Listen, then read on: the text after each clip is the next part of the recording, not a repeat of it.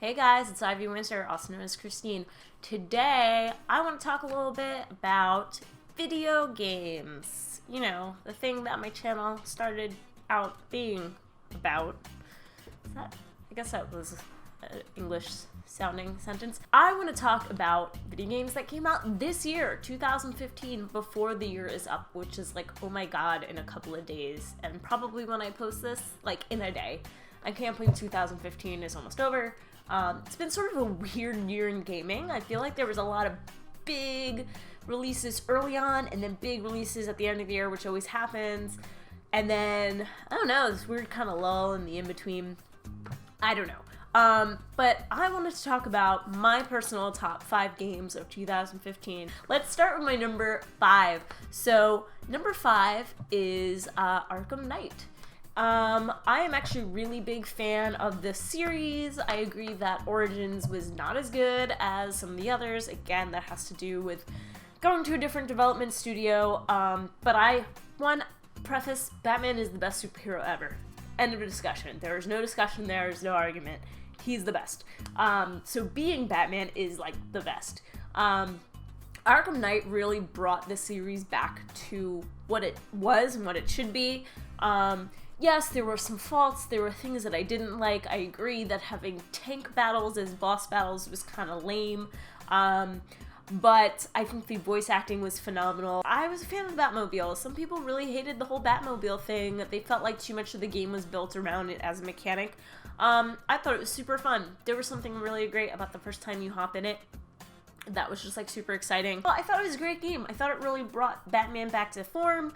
And, I don't know, I just had a really good time playing it, and I'm considering, you know, jumping on some of the DLC now with the more fleshed out villain storylines. My number 4 is Until Dawn. That was a little bit of a surprise for me, but, it's a great game. Not a surprise that I love horror games, but usually surprising me when a horror game is actually good. And Until Dawn it has the right amount of camp, and it has the right amount of scares and the right amount of control, where it's like you feel like you're watching a movie but you're in control of the characters. I love that the choices affect your path so much. I love the whole butterfly effect idea. That's always been a cool thing to me. I think the scares are great. It's actually a really great co-op game, and you might think, well, Christine, there's no co-op in it. But if you sit with a person and kind of pass the controller every once in a while, like, oh, I'll control this character and you can control that character when it cuts to the next one. It's actually really fun and like kind of, I don't know, it's like watching an interactive horror movie with someone. Number 3 is Fallout 4. Now, some of you might be like flipping out. Why is it number 3 and not number 1 or even number 2? This was actually hard for me. My 2 and my 3, I kept flip-flopping them. As much as I do like the story and I like the different factions, and I won't go too much into it, spoilers, all that good stuff, I love the base building. I felt like I almost had less control of the kind of person my character was than I did in 3 and New Vegas. I didn't like that your traits didn't really reflect in your dialogue choices like they used to, especially New Vegas. New Vegas, that was a heavy mechanic, and I thought it was so cool, and I thought they would bring that over to 4, but no, and I didn't like that the dialogue just didn't always reflect what you were actually going to say, so sometimes you would pick something, and then you were like, wait, that's not what I thought was intended to say. I do like a lot of the companions. I don't like that they don't all have their own like mission stories. Some of them do, but some of them don't, and I think that kind of sucks, because I always enjoy like seeing that backstory. I mean, it was a great game, don't get me wrong, and I'm gonna totally replay it. Actually, I think I'm doing a let's play as like a total asshole in it, and I loved it, and I romanced MacCready. Go MacCready, I love MacCready, and I love Nick Valentine, and I mean, there was a lot about that was great. Just the story was a little bit predictable. Like, Rob and I predicted the ending. I still think it's a great game. I love Fallout. I love the Fallout world, so don't get me wrong. I mean, it's number 3 out of all the games that I've played this year. It's still a pretty high ranking. Number 2 is The Witcher 3. I think The Witcher 3 beat out Fallout 4 for me just a smidge, because It is such a great story and such a cohesive world, and I didn't find as many faults in it as I did Fallout 4. Now, some people felt that it was a little redundant, some of the side quests were repetitive.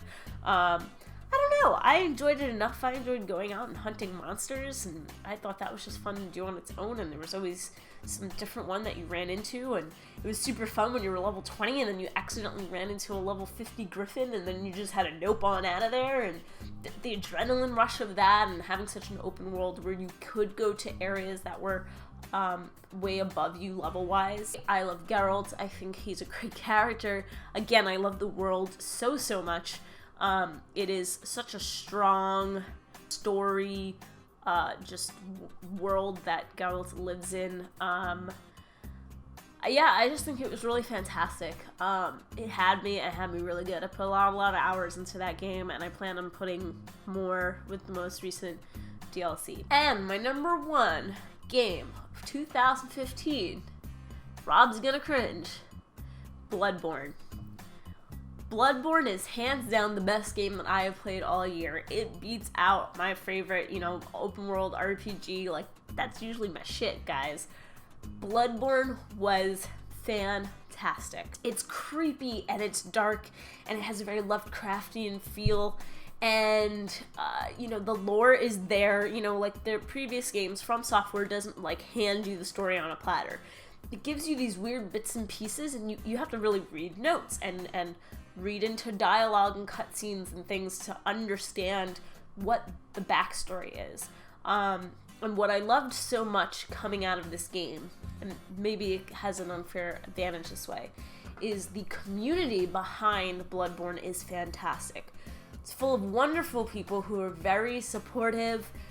Even in PvP, like, everyone has like a code of ethics that they sort of follow. I love that these people are so dedicated that somebody posted on Reddit like a 60-page Google Doc write-up of what they thought the story was, piecing together everything that happened. And like, I read it and was like in awe that somebody took the time to do that. I love a challenge. I love a really challenging game. I thought it was definitely challenging. I loved the art design. The bosses are awesome.